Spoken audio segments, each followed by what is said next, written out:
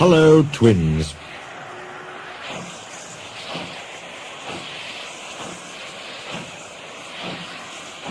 More and more people travelled on the Fat Controller's railway. More and more ships came to the harbours. Everyone had to work very hard indeed. The trucks complained bitterly, but then trucks always do, when no one takes much notice. The coaches complained too. No sooner had they arrived with one train than they had to go out again with fresh passengers as another. "We don't know whether we're coming or going," they protested. "We feel quite distracted." "No one can say," grumbled Henry, "that we're afraid of hard work, but we draw the line at goods trains," finished Gordon. "Dirty trucks, dirty sidings, ugh," put in James. "What are you boiler-aching about?" asked Duck. "I remember on the Great Western, that tin pot railway." "Tin pot indeed! Let me tell you—" "Silence!" ordered a well-known voice. "Let me tell you that an engine for goods work will arrive from Scotland tomorrow." The news was received with acclamation.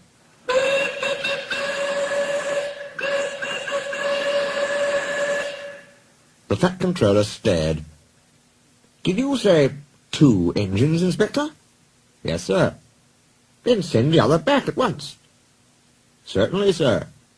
"But which?" The Fat Controller stared again. "Engines have numbers, Inspector," he explained patiently. "We bought number 57646. Send the other one back." "Quite so, sir, but there is a difficulty." "What do you mean?" "The 2 engines are exactly alike, sir, and have no numbers. They say they lost them on the way." The Fat Controller seized his hat. "We'll soon settle that nonsense," he said grimly. The 2 engines greeted him cheerfully. "I hear you've lost your numbers," he said. "How did that happen?" "Me mourner slyly slip it off, sir. You ken who it is." The engines spoke in chorus. "I know. Accidentally, on purpose." The twins looked pained. "Sir, you wouldn't be thinking we lost them on purpose." "I'm not so sure," said the Fat Controller. "Now then, which of you is 57646? "Oh, that's, is just what we canna mind." The Fat Controller looked at their solemn faces. He turned away. He seemed to have difficulty with his own. He swung round again. "What are your names?" "Donald and Dougie, sir." "Good," he said. "Then your controller can tell me which of you is which." "Och, you'll get no muckle help for him, sir." "Why?" "He didn't ken our names, sir. How could he? We only given ourselves names when we lost our numbers." "One of you," said the Fat Controller, "is playing truant. I shall find him out and send him home. Inspector," he ordered, "give these engines numbers and set them to work."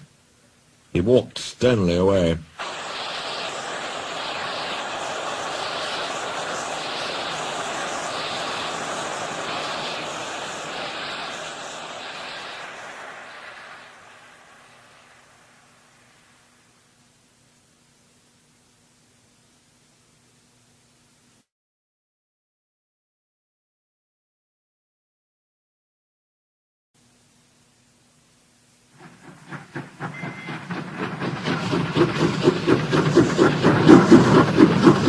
The missing coach.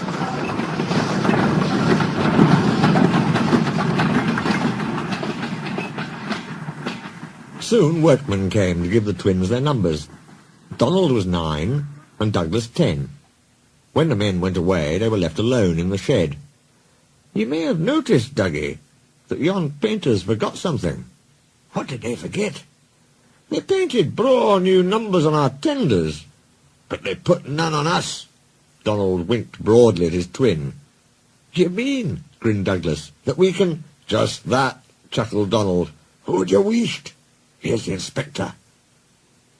"No 9 and 10, smiled the Inspector. "Here's Duck. He'll show you round before you start work." The twins enjoyed themselves, and were soon friends with Duck. They didn't mind what they did. They tackled goods trains and coaches easily. For once the twins had shunted them, trucks knew better than to try any tricks. "We like it fine here," said Donald. "That's good," smiled Duck. "But take my tip. Watch out for Gordon, Henry and James. They're sure to try some nonsense." "Give a fuss yourself," chuckled Douglas. "We'll soon settle them." Donald and Douglas had deep-toned whistles. "They sound like buses," said Gordon. "Or ships," sniggered Henry. "Tugboat Annie," laughed Gordon. "Ha, ha, ha." Donald and Douglas cruised quietly up, one on each side. "You wouldn't be making fun of us, would you now?" asked Donald. Gordon and Henry jumped. They glanced nervously from side to side. "No," said Gordon. "No, certainly not," said Henry. "That's fine," said Douglas. "Now just mind the both of you, and keep it that way." That was the way Gordon and Henry kept it. Every day, punctually at 3:30, Gordon steams in with the express. It is called the Wild Nor'Wester, and is full of people from England, Wales and Scotland. There is also a special coach for passengers travelling to places on Thomas's branch line. When the other coaches are taken away empty, engines have to remember to shunt the special coach to the bay platform. It doesn't wait there long. Thomas, with Annie and Clarabelle, comes hurrying from the junction to fetch it. Thomas is very proud of his special coach. One afternoon, Douglas helped Duck in the yard, while Donald waited to take a goods train to the other end of the line. As Duck was busy arranging Donald's trucks, Douglas offered to take away Gordon's coaches. Douglas was enjoying himself, when an awful thought struck him. "I hope the Fat Controller doesn't find out I shouldn't be here. I couldn't abide going back." He worried so much over this that he forgot about Thomas's special coach. He pushed it with the others into the carriage siding, then ambled along to join Donald at the water column. As he went, Thomas scampered by, whistling cheerfully. Soon Thomas came fussing. "Where's my coach?" "Coach?" asked Donald. "What coach?" "My special coach that Gordon brings for me. It's gone. I must find it." He bustled away. "Lost sakes," said Douglas. "I'm on a stowed the special coach with the others." "You see that?" exclaimed Donald's driver. A mob of angry passengers erupted from the siding. "They're complaining to the Fat Controller. He'll be coming here next." "Now listen," said Douglas's driver. "We'll change tenders. Then I'll wire with ye, Donald, and take yon goods. Dinna fash about us. Quick now, do as I say." The Fat Controller and 3 passengers walked towards them. But Donald, with Douglas's tender, number 10, was out and away with the goods before they came near. Douglas and his driver waited with innocent expressions. "Ah," said the Fat Controller, "number 9. And why have you not taken the goods?" "My tender is awa, sir." The driver showed him the tender, still uncoupled. "I see. Some defect, no doubt. Tell me, why did number 10 leave so quickly?" "Maybe, sir," put in Douglas, "he saw you coming and thought he was late." Said the Fat Controller. He turned to the passengers. "Here, gentlemen, are the facts. Number 10 has been shunting the yard. Your coach disappeared. We investigate. Number 10, disappears too. You can draw your conclusions. Please accept my apologies. The matter will be investigated. Good afternoon, gentlemen." The Fat Controller watched them till they climbed the station ramp. His shoulders twitched. He wiped his eyes. Douglas wondered if he was crying. He wasn't. He swung round suddenly. "Douglas," he rapped, "why are you masquerading with Donald's tender?"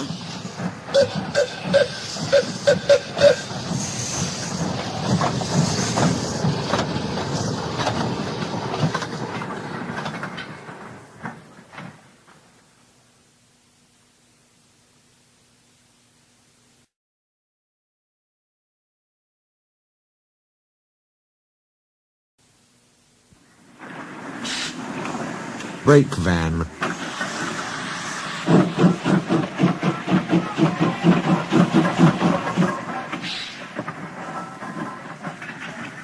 The Fat Controller scolded both engines severely. "There must be no more tricks," he said. "I shall be watching you both. I have to decide which of you is to stay." He strode away. The twins looked glum. Neither wanted to stay without the other. They said so. "Then what's to do?" wondered Douglas. "Och," said Donald, "each mun be as good as the other. Then he'll have to keep us both." Their plan was good, but they'd reckoned without a spiteful brake van. The van had taken a dislike to Douglas. Things always went wrong when he had to take it out. Then his trains were late, and he was blamed. Douglas began to worry. "You're a muckle nuisance," said Donald one day. "It's to leave ye behind I'd be wanting." "You can't," said the van. "I'm essential." "Och, aye!" Donald burst out. "You're nothing but a screeching and a noise when all's said and done. Spite Dougie, would ye? Take that!" "Ow, ow, ow!" cried the van. "Who'd you weest?" said Donald severely. "There's more coming, if you misbehave." The van behaved better after that. Douglas's trains were punctual, and the twins felt happier. Then Donald had an accident. He backed into a siding. The rails were slippery. He couldn't stop in time, and crashed through the buffers into a signal box. One moment, the signalman was standing on the stairs. The next, he was sitting on the coal in Donald's tender. He was most annoyed. "You clumsy great engine," he stormed. "Now you must stay there. You've jammed my points. It serves you right for spoiling my nice new signal box." The fat controller was cross too. "I am disappointed, Donald," he said.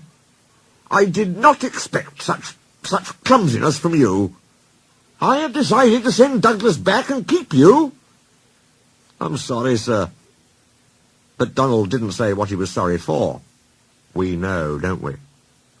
"I should think so too," went on the fat controller indignantly.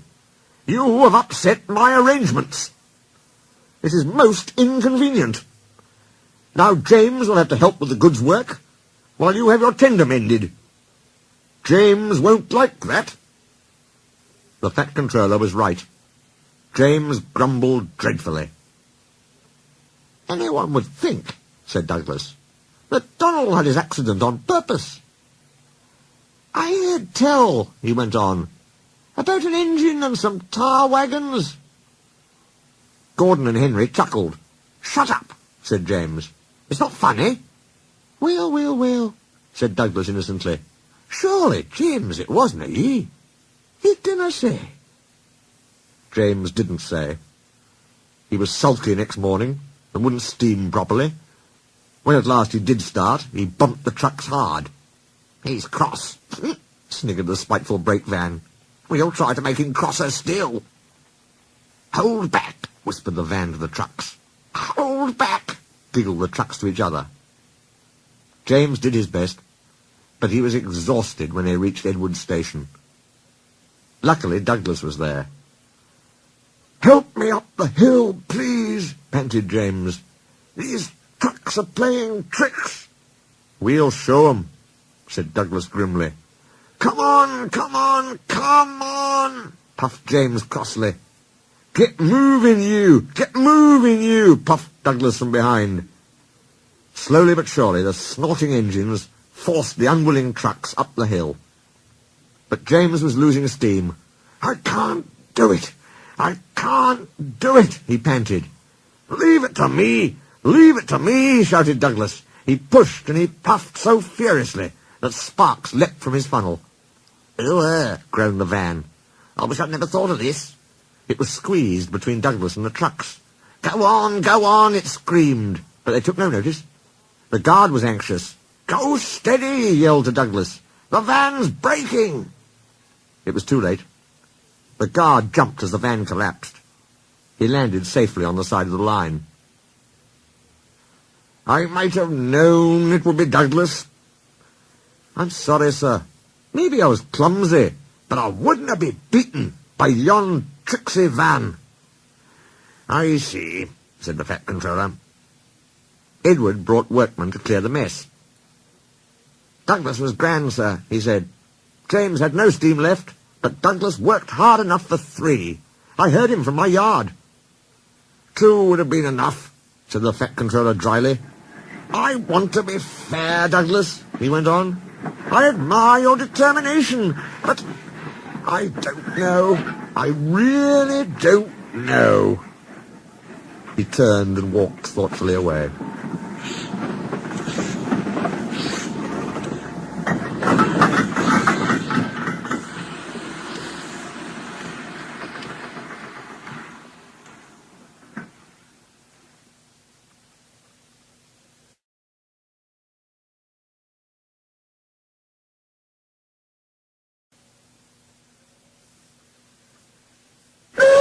The Deputation.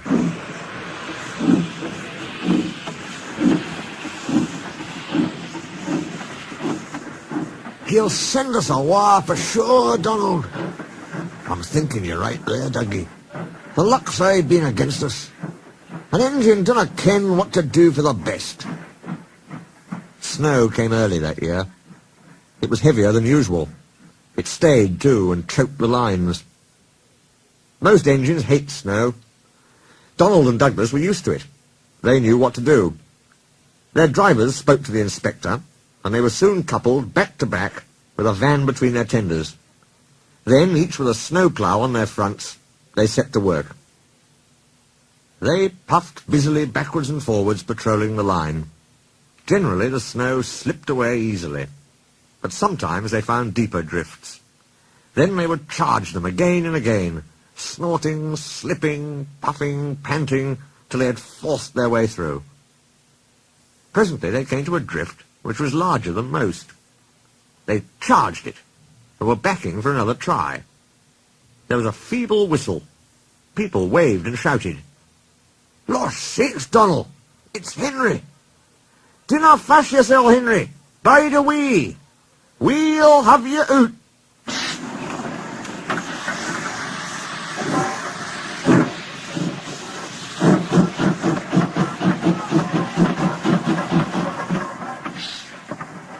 The Fat Controller was returning soon. The twins were glum. "He'll send us back for sure," they said. "It's a shame," sympathised Percy. "A lot of nonsense about a signal box," grumbled Gordon. "Too many of those, if you ask me." "That brake van, too," put in James. "Good riddance, that's what I say." "They were splendid in the snow," added Henry. "It isn't fair." They all agreed that something must be done, but none knew what. One day Percy talked to Edward about it. "What you need," said Edward, "is a deputation." He explained what that was. Percy ran back quickly. "Edward says we need a depot station," he told the others. "Of course," said Gordon. "The question is—" "What is a desperation?" asked Henry. "It's when engines tell the Fat Controller something's wrong and ask him to put it right." "Did you say tell the Fat Controller?" asked Duck thoughtfully. There was a long silence. "I propose," said Gordon at last, "that Percy be our, disputation." "Hi!" squeaked Percy. "I can't." "Rubbish, Percy," said Henry. "It's easy." "That's settled then," said Gordon. Poor Percy wished it wasn't. "Hello, Percy. It's nice to be back." Percy jumped. Some trucks went flying. Yes, sir, please, sir." "You look nervous, Percy. What's the matter?" "Please, sir, they've made me a desperation, sir. To speak to you, sir. I don't like it, sir." The Fat Controller pondered. "Do you mean a deputation, Percy?" he asked. "Yes, sir, please, sir. It's Donald and Douglas, sir. They say, sir, that if you send them away, sir, they'll be turned into scrap, sir. That'll be dreadful, sir. Please, sir, don't send them away, sir. They're nice engines, sir." "Thank you, Percy. That will do." He walked away. "I had a deputation yesterday," said the Fat Controller. "I understand your feelings, but I do not approve of interference." He paused impressively. "Donald and Douglas, I hear that your work in the snow was good. What colour paint would you like? The twins were surprised. Oh, blue, sir, please. Very well. But your names will be painted on you. We'll have no more mistakes. Thank you, sir. Does this mean that the both of us... The Fat Controller smiled. It means... But the rest of his speech was drowned in a delighted chorus of cheers and whistles.